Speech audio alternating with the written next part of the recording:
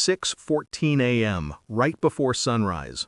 A single line from my wife's uncle, the man who played CEO in front of mirrors and called it leadership.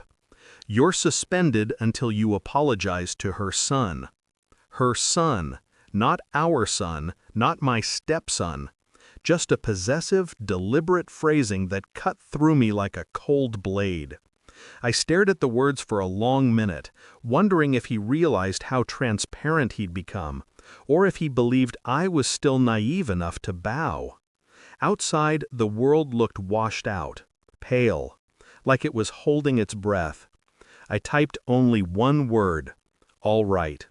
He probably imagined victory, me walking into his office, head lowered, apologizing to a smug, disrespectful 16-year-old who'd shoved my daughter last week and then laughed in my face. But I wasn't thinking about apologies. I was thinking about patterns, slips of language, late-night whispers behind closed doors, the way my wife flinched when I mentioned family events, the boy's face, and the reflection of a man I didn't want to recognize. I arrived at the office early, earlier than anyone else, packed my belongings with surgical precision, placed the resignation letter on the desk I had built my life around. When he walked in later that morning, he smirked, until he saw the empty desk, until the company lawyer came running in, pale, breathless. "Tell me you didn't post it." I didn't answer. The silence told him everything. And for the first time, I watched my wife's uncle's smile die without lifting a finger. But the suspension wasn't the real betrayal. It was just the surface tension, an early ripple of a deeper, darker truth pushing its way up. It started weeks earlier, with a plate crashing in the kitchen. My wife blamed the cat. We didn't own a cat. She'd been jumpy, guarded, clinging to her phone like it held her pulse. I told myself marriages go through phases, that exhaustion makes strangers of us all. But the boy's face, his jawline, his eyes, had been bothering me for months, and I hated myself for noticing. 16, too old to be mine. But there was something else, something familiar in the way he looked at me. Not teenage rebellion, contempt, inherited contempt. The night before my suspension, I heard muffled arguing in the hallway, my wife's voice rising, falling, breaking. I stepped out, but the house went silent instantly. Then she looked at me like I'd arrived too early for a scene I wasn't meant to watch. Her uncle had been calling her often, too often. Every conversation stopped when I entered the room. Every whisper evaporated. I caught fragments. "Not now. He suspects. You should have told him." My mind tried to rationalize. I walked in circles. I pretended not to hear. But the truth hovered just beyond reach, waiting for me to stop lying to myself long enough to touch it. The suspension was their mistake. It forced stillness. Stillness made space. Space bred suspicion. And suspicion finally gave me the courage to open the closet filled with old boxes, untouched for years. Inside one of them, under loose papers and forgotten winter clothes, I found a medical envelope, dated 17 years ago. My wife's handwriting, her uncle's signature. No mention of the father, just a sealed truth waiting to be read. I didn't open the envelope, not yet. Emotion clouds judgment. I needed clarity, not collapse. So I began quietly. Phone records, hospital visits, DNA kit orders disguised as genealogy hobby tests, a copy of the clinic's patient log from the year she conceived. Every step felt like walking deeper into a tunnel without a flashlight, but my eyes adjusted to the dark faster than I expected. I kept my outward world calm. Silent breakfasts, evenings spent on the balcony as if contemplating work stress, careful nods, controlled breathing. Inside, I was dismantling 16 years of trust with surgical precision. One night, I passed the boy's room. He was laughing on the phone. I paused. His laughter wasn't what froze me. It was what he said. Yeah, Mom told him I was just acting out. He always buys her crap. Not son, not stepson. Actor. A performer trained in manipulation long before I entered the picture. I walked away before he could see the expression forming on my face. The DNA kit arrived 3 days later.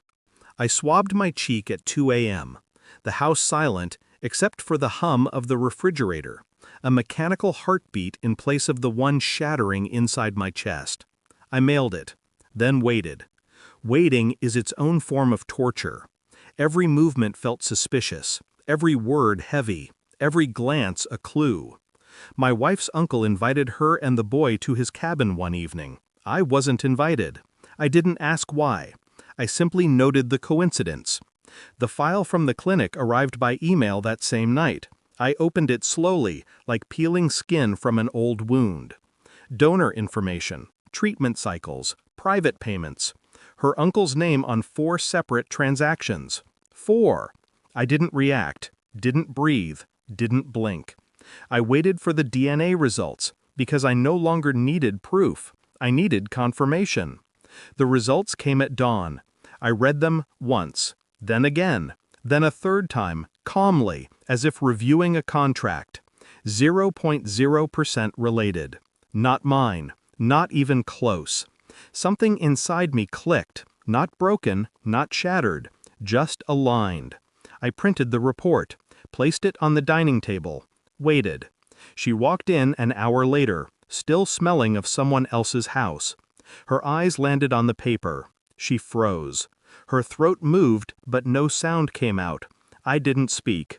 Silence is more eloquent than rage. She reached for the report with trembling fingers.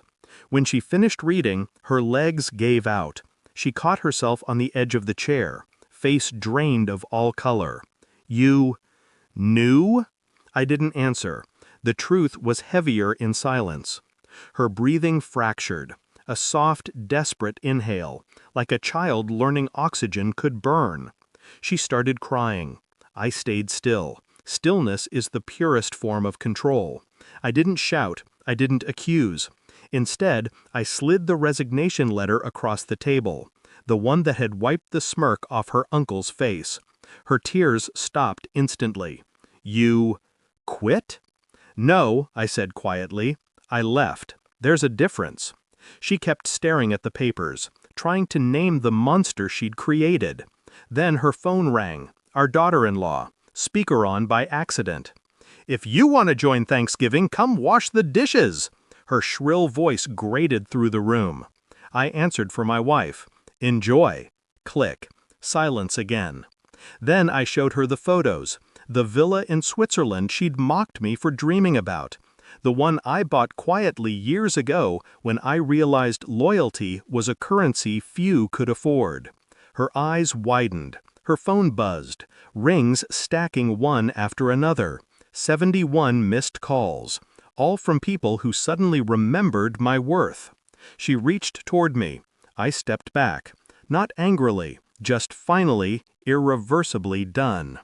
By evening, I had packed only what belonged to me. Not what she borrowed, not what she clung to, not what she stained with lies. As I walked out, she whispered, "Please," but her voice no longer reached me. Outside, the air felt colder, cleaner. I didn't feel victorious. I didn't feel broken. I felt emptied out, refined, like the truth had burned everything unnecessary away. People think betrayal destroys you. It doesn't. It sculpts you. And when the last piece fell into place, I realized something quietly, brutally simple. I wasn't leaving her. I was finally leaving the lie. And I never looked back.